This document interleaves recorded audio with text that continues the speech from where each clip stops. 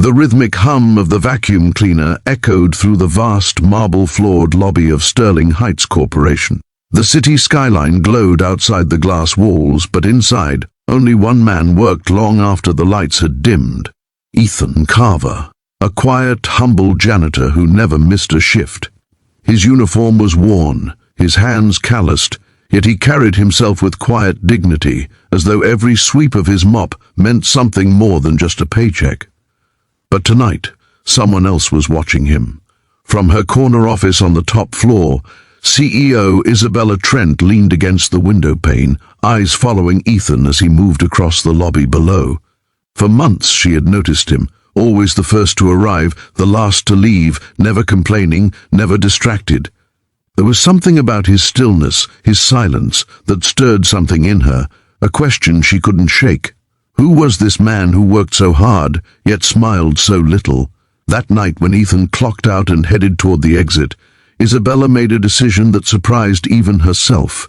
She grabbed her coat, slipped out the side door, and began following him through the busy streets of the city. Before the story unfolds, if you believe in kindness, second chances, and the power of unseen struggles, please take a moment to like, comment, share, and subscribe to Kindness Spark. Your support helps us continue sharing stories that remind the world how humanity still shines in unexpected places. Ethan walked with a slight limp, his shoes scuffed and thin. The air was cold, and his breath came out in misty clouds. He passed the bus stop and turned into a dim alley behind a grocery store. Isabella hesitated but followed, keeping her distance. The alley led to a small, run-down apartment complex where the paint peeled off the walls and a flickering streetlight cast a lonely glow. Ethan climbed 3 narrow flights of stairs and disappeared into one of the units.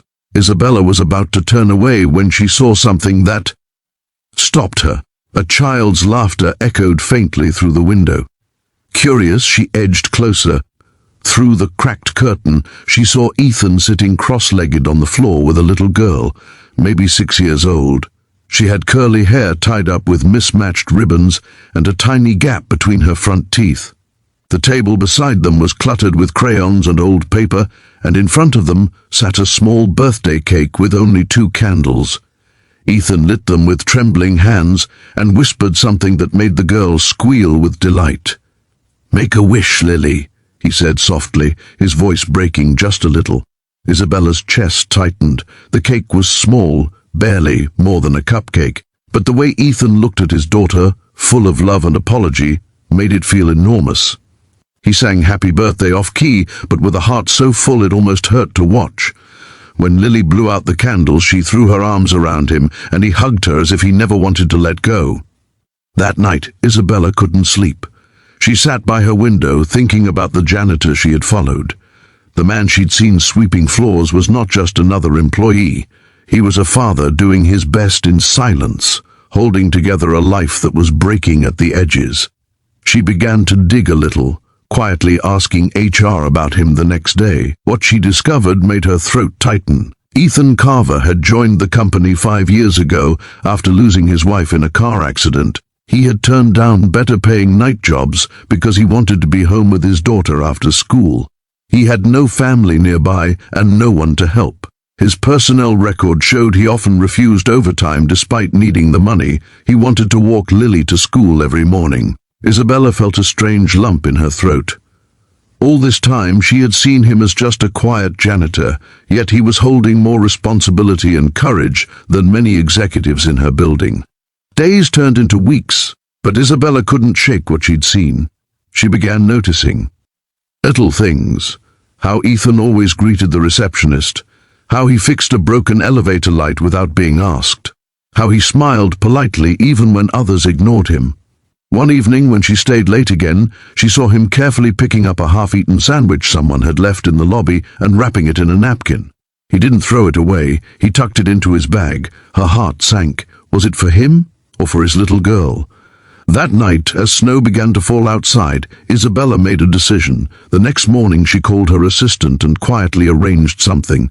The janitorial staff was summoned for a routine meeting, but instead of the usual maintenance check, Isabella herself entered the small conference room. The room went silent. She almost never attended such meetings. Her eyes scanned the room until she saw him, Ethan, sitting in the back, surprised and nervous. She began speaking about the company's future, about recognizing dedication and unseen heroes. Then she turned to Ethan. "Mr. Carver," she said gently, "I've been observing your work and your attitude. You embody what this company stands for: commitment, integrity, and compassion. People like you make this place shine, not the walls or the windows." Ethan blinked, unsure how to react, his hands twisted in his lap. "I'd like to offer you a new position," she continued, her voice steady. "Building supervisor, better hours, better pay, and a chance to grow with us." The room erupted in quiet applause. Ethan looked down, his lips trembling, then back up at her with tears shining in his eyes. "Thank you, ma'am," he whispered. "You don't know what this means." But she did. She knew exactly what it meant. That evening, after everyone had left, Isabella stayed behind again. This time, she didn't follow Ethan. She didn't need to. She could already picture Lily's face lighting up when he came home with the news. Weeks later, the company held a small community day event where employees could bring their families. Isabella almost didn't attend. Corporate events had always felt hollow, but something told her to go, and when she arrived, she saw a familiar sight that made her smile. Ethan stood near the garden area, wearing a clean shirt and his new supervisor badge. Beside him was Lily, holding a handmade sign that said, "Thank you, Daddy." She waved at everyone, laughing as she chased butterflies near the flowers. Isabella felt warmth bloom inside her chest. When Lily ran up to her and handed her a small drawing of a lady with a crown and a heart, she realized it was meant to be her. "Daddy says you're his angel," Lily said innocently. Isabella's throat tightened, her eyes stinging. She knelt beside the little girl and smiled. "Your dad's the real angel here, sweetheart." After the event, Ethan approached Isabella, nervous but smiling. "I never got to thank you properly," he said quietly. "You didn't have to do what you did, but you did anyway. I'll never forget that." She shook her head gently. "You earned it, Ethan. I just finally saw what was already there." For a long moment they stood watching Lily play, her laughter mingling with the hum of the city. It wasn't charity or pity that had brought them to this moment. It was recognition, simple and pure. Isabella realized that leadership wasn't about the titles or the offices high above the city. It was about noticing the people no one else saw. Months passed, and the bond between them quietly deepened, not as CEO and employee, but as two people who had learned something powerful from each other. Isabella began volunteering in community programs to help single parents, inspired by Ethan's resilience. And Ethan, for the first time in years, began to dream again. He enrolled in night classes to study facility management, determined to build a better future for Lily. Then one sunny afternoon, as Isabella walked through the lobby, she spotted something that made her stop. There, near the main entrance, was a small display the staff had set up for Employee Appreciation Day. In the center hung a framed photo of Ethan and Lily, smiling together. Beneath it, someone had written a quote in bold letters: "Greatness isn't measured by power, it's measured by the quiet strength to keep going when no one's watching." Isabella felt tears welling up again. She stood there for a long time, smiling softly. To everyone else, it was just another success story.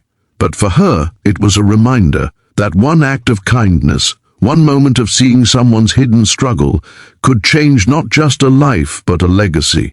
If this story touched your heart and reminded you that compassion can transform the world, please take a moment to like, share, and subscribe to Kindness Spark. Every engagement helps more people see stories that heal and inspire. And before you scroll away, comment below, "I believe in kindness and second chances." Let's fill the world with those words, one story at a time.